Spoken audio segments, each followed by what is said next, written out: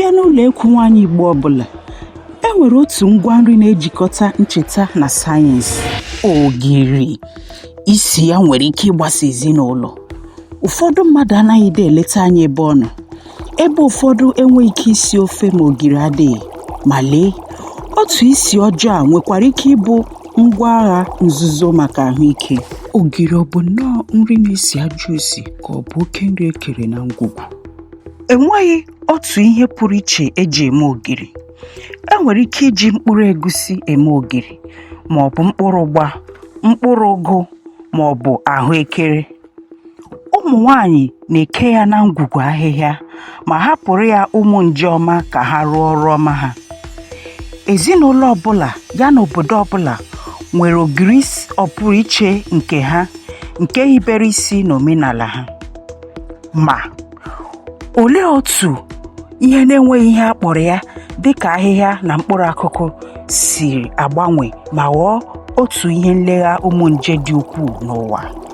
A na-ebu ụzọ mee ka mkpụrụ ndị a dịtụ petepete ma gbukwaa nje ọjọọ dị n'ime ha site n'isitụ ya n'ọkụ. Nke a na-akwado mkpụrụ ogiri maka ọrụ ụmụ nje ọma ma na-enye ohere maka mmalite ndụ ọhụrụ. Ma ụmụ nwanyị Igbo mana naanị mmiri ọkụ agaghị arụchali ọrụ a.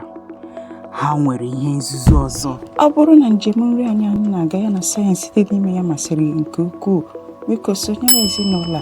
Echefukwala igosi mmasị gị ma nye aka tụsaa ozi a. Ọ na-enye aka ka ndị ọzọ mara obibi ndụ ndị Igbo. A na-etinye etu obere unyi n'ime mkpụrụ ogiri oge a na-esu ma ọ bụ akwọ ya. Gịnị mere eji eme nke a? Kedu sayensị dị n'omume a? Unyi anaghị eweta nje ọma, kama ọ na-edozi ọgbọgụ iji nyere nje ọma aka n'ịrụ ọrụ ọma ha.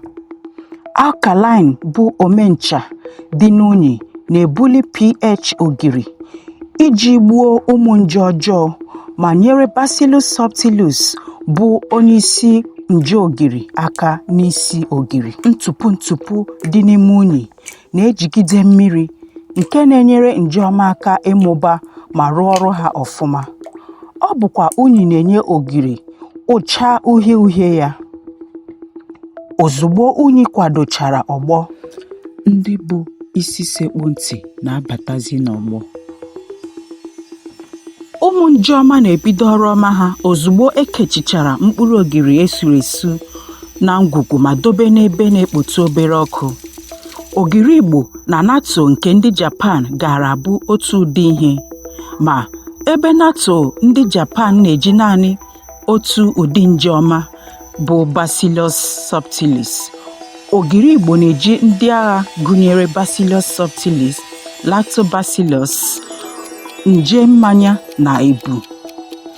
Dịka otu ngwa egwu dị iche iche si agwakọrịta ọnụ iji mee ka egwu dị ụtọ na ntị, ka ụmụ nje ọma si agwakọrịta ụtọ pụrụ iche ahụ ogiri na-enye n'ofe. A na-akpọ nke a fermentation ma ọ bụ esimesi nje. Ma ihe ụmụ nje ọma a na-eme n'ogiri dị egwu ma jukwa anya. Osi ahụ eji mara ogiri si ebe abịazi. Nke ahụ bụ ammonia, peptide ya bụ mgbaji protein, na esters, mmanụ isi ụtọ. Ọ bụ ha atọ na-ekpoju ebe niile, mana ọ kwụsịghị n'ime gị. Otu usoro ahụ na-emekwa ka glutamic acid bụ ihe ewumewu umami pụta. Usi ahụ na-arụ imi gị afọ bụkwa ya na-atọbi ire gị ụbụrụ. Mana ụtọ na isi ka bụ nnọọ mbido. Ihe ogiri na-arụ n'ahụ gị karịrị ọrụ Julius Berger na-arụ n'ụzọ mebiri emebi. Fermentation bụ isi nri nje na-esi na nri ewepụta ngwa nri dị iche iche. Protein na-agbari ghọọ amino acids, ya bụ iberibe protein. Vitamins na-abawanye ebe minerals na-agbanwezi n'ụdị ahụ nwere ike iwere. Ụfọdụ ụmụ nje na-ekwechigide n'ọgbọ agha nke afọ ebe acid dị n'afọ na-eche ha aka mgba. Ha na-abịa ghọzie nje ndozi afọ ndị a na-akpọ probiotics. Ndị ọkammụta achọpụtala na Bacillus si n'ogiri nwere ike igbu nje ọjọọ dịka E. coli na Staphylococcus aureus. Ma chere o, enwere ihe njikọ dị n'ụlọ ekwu ndị Igbo na nke ndị Japan. Na Japan, natto na-emepụta vitamin K2 nke dị mkpa maka mgbasi ike ọkpụkpụ mmadụ. Nri abụọ oke osimiri kewara nke otu nje ọma na-emepụta. Gịnị bụ ọdịnihu ogiri Igbo? Ọ bụrụ na anyị soro usoro ọlọrọ ọhụrụ nke mmepụta ihe oriri dịka ịzụpụta nje ọma na-esi ogiri, ogiri nwere ike ịbụrụ mba Afrịka ihe natto bụrụ ndị Japan nri nwere nchekwa pụrụ iche ma bụrụkwa nri ụwa niile nwere ike ịnabata.